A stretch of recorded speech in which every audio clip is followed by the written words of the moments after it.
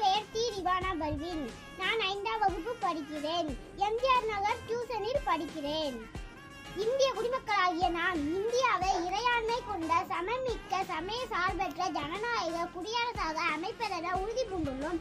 இதன் மூலம் அனைத்து குடிமக்களையும் பாதுகாப்புடன் சமூக, பொருளாதார, அரசியல் அனைவருக்கும் நீதி, எண்ணியலை வெளிப்படுத்த, எடுத்து சொல்ல, நம்பிக்கை வைக்க, உண்மை சொல்ல, வழிபாடு செய்ய சுதந்திரம், தகுநிலையிலும் வாய்ப்பிலும் சமத்துவம் அளித்து உயர்த்த செய்தல், தனி மனிதர்களின் மாண்பு, நாட்டின் ஒற்றுமை, ஒருமைப்பாடு ஆகியவற்றை உறுதிப்படுத்தும் சகோதரத்துவத்தோடு வாழ்வது என்று உறுதி பூண்டுள்ளோம்.